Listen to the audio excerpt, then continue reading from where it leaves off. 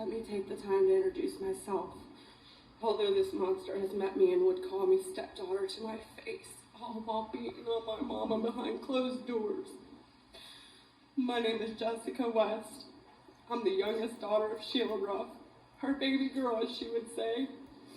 Our mother was not the best mother when we were younger, but she was ours. Each of us loved her in our own way and grew up with different memories of her. Even though our memories were different, it never changed the fact that we were bonded together by this one woman who gave us life. She was our tie that binds. My sisters and I have characteristics of her, and that's special because she will always live on through us. Guess you can say we are blessed with good genes, since there were many good things about her that people loved. Our mom may not have always done the right things in life for us girls, but she had a good heart, and she meant well. Always so free-spirited and young at heart, she would never tell anyone her age, and to look at her you would not think she would have been 60 that year. She was always so proud of her beauty, a little conceited at times. Yes, but hey, she knew she was beautiful. Heck, she even made sure her men couldn't outshine her. The monster is a prime example of this. I just wish she could have seen her worth beyond her good looks. She seeked love from the wrong men for most of her life, even when she knew they were toxic. She would still try to find the good in them, because that's just who she was, and she just didn't want to be alone. She was never alone, though. Even on that early Saturday morning, she had a friend there who was willing to fight to try to save her from the evil who was ready to kill that night. An evil monster who was so fueled by alcohol, drugs, and rage, ready to fulfill the promise he made her, that he would kill her. I look at Diana as more than a friend, but as a hero. I just wish that I would have met or known about her before all of this. It's just not fair. They both had so much life left in them. Even through their pain, they were not one to give up. Growing up, I remember missing my mom so much. My dad divorced mom when I was a baby, and I was raised by my dad and his parents. I would get to see my mom on weekends and holidays, but to me that was never enough. I yearned for my mom all the time. Sometimes I would listen to KT Olsen's song, I'll Always Come Back, and bawl my eyes out thinking about how I wanted her to come back to me. Now I hear this song, and I only want her more than ever before to come back. In my teenage years, we started to get closer and see each other more. At this time, she was with Gary, the only man who loved her for who she was and that could tame her. He brought out the best years of her life. That's why she still has his last name. When I was 18 years old, having a baby girl of my own, she was right there by my side, welcoming her into the world with me. She was my daughter's babysitter for her first 6 months of her life, until it got too hard for mom to lift due to her back. I had my son when I was 25, and again, there she was. She might have missed his birth because she had to stop at Wendy's, but she was there, broken tailbone and all. She tried to be there for the important things in our lives. There were a few years where we didn't speak. If you knew mom, you would know sometimes there were moments where you just had to love her from afar and give her distance. I was able to forgive mom for our differences in 2018 at Mama Betty's funeral. We then moved forward with rekindling our relationship as a mother and daughter. We had so many good times together, talked about the years that passed and what we missed out on, and grew close again. She had told me that she was proud of us girls for all that we had accomplished. She talked about selling her trailer and moving to Florida due to the cold months here causing her pain. I convinced her to stay in Kentucky so she could be close to us girls if she needed help with anything. She sold her trailer and moved in with me in July 2020.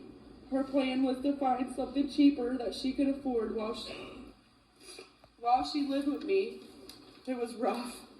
We would bump heads at a bit, and I would get annoyed at times because of the things she would do or say. Looking back now, I would give anything I could just to have her stay with me longer, to not move to Newport where she would meet this monster and his family that made her live in fear for a year and 3 months she was there, until he finally decided to take her away from all the people she was loved by. March 16, 2022, a day we will never forget. At 5 p.m., I got a call from my oldest sister, Valerie. A call saying there was cops at Mom's and they were saying blood was everywhere. I told my husband we had to go there and that I could feel it in my soul that something bad had happened to Mom. Mom had said numerous times he was going to kill her. He even told her that he would kill her and sit there with her and wait for her 3 girls to come check on her and pick them off one by one. Clearly a coward because he showered, searched for her safe key, cleaned up, and left to go try to die by overdose and frostbite. Kenny kept trying to reassure me that Mom was a fighter and the blood could be from the monster instead, but I knew. I could feel it. The weekend before, I thought about her nonstop and had wanted to stop by and see her because it had been a month since I had seen her last. I wished I would have went to see her. When we pulled up, it was all so surreal to me. I still have flashbacks due to this day and the trauma that we would endure. I could see the crime scene units van, the caution tape, the detectives with their booties on their shoes. To me, I was watching one of my true crime shows become my reality. I now can no longer enjoy these shows or documentaries, by the way. We found out there were 2 women in the home who were no longer living, but nothing more. Not even confirmation on who they were yet, even though we knew. The detectives came over to my sisters and I to get a description of our mom's tattoos. He then later came back to let us know she was in fact one of the victims. The other victim, who was not seen at first because he duct taped her up and put couch pillows on her, was Diana Eddy. Someone he didn't even know. Someone that had stayed with our mom because she was afraid to be alone, knowing he would be getting out of jail and be angrier than ever. How does someone do this to someone they're supposed to care about, but to someone they never even knew? Instantly, my heart hurt for Diana's daughters, who, just like us, were wondering how something like this happens, especially in an apartment that the walls are so thin my mom can hear her neighbor yell for help off the toilet. That night, we were given no other details and were forced to go home to be in our thoughts while crying for our mothers and trying to come up with the answers ourselves to the many questions running through our minds. How does someone so brutally murder 2 beautiful women? Why didn't the neighbors call the cops? How long did they suffer? Why did Mom let him in? Did she think if he had seen Diana, he would go away? How does this even happen when Mom had made reports of the threats made by him many times? March 22nd, 2022. My birthday was the day before, and here we are planning my mom's funeral. Still all too unreal for us, but now my birthday month is forever changed. We all met at people's funeral home. My sisters and I with our husbands and our mom's brother and sister, Sharon and Troy. While making the arrangements, we asked if it was okay to see her since our plan was to have her cremated.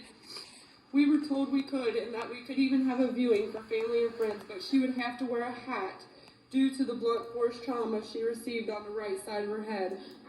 We all agreed that Mom would not want that. She rarely wore hats, was so proud of her beautiful long hair.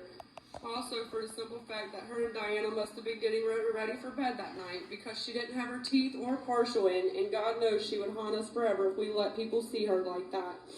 She's probably cursing me right at this second for just saying that today. The funeral director was able to put a purple scarf on her mom's head and put her left side towards us and her right side towards the wall to allow us to say goodbyes. Seeing her like that made us all realize this is real. This is now our reality. The mother we once knew is no more, all to the hands of a jealous, controlling man who was afraid to lose her, that he took her away from her sisters, brother, daughters, grandsons, granddaughters, and great-grandsons, as well as many other family and friends that loved her. So selfish. Coming to these court hearings has made me realize that you, Eric Douglas Lightfoot, are truly not remorseful for anything you have done or can even man up and tell the full truth. Are you afraid the ones who still stand behind you will see you for the true monster you are? Nothing that we say or do will ever make you feel sorry for your actions. The only regret you have is waking up that Saturday morning to an ambulance and the police. Unfortunately for you, all those pills you took didn't kill you to allow you to take the coward's way out. For that, I'm grateful. I hope you were scared to death.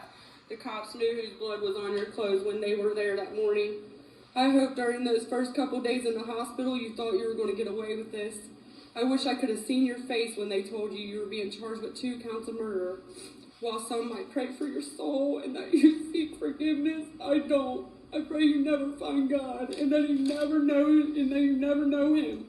And you have to spend eternity in hell for the awful things you have done to crush us all emotionally, mentally, and physically. And I hope the Lord forgives me for saying that, because that feels awful. I hope that you see Mom and Diana every time you close your eyes, and it torments you every day that you are on this earth. Every night I struggle in my thoughts and see these scenarios in my mind of what you did to them. The nightmares and waking up many times during the night, afraid I heard something or due to the awful dreams. I wish you a long life in prison to think that day over and over. My mind has been my own prison since the day they were found. Why should you not suffer every day like the rest of us? Every day I wake up, I have to tell myself it's real over and over again. I hold her purses up to my face just to be able to smell her again. I look at her pictures just to see her stare back at me, and I long so much for a hug or a lipstick-stained kiss, all while you still get to meet with your family after these hearings. Shame on your attorneys, by the way. Not to mention the letters you will get from your family and visits once in prison. It's just not fair. You should have to feel what we feel, what they felt. Because when you killed her, you killed a part of me and a part of us all.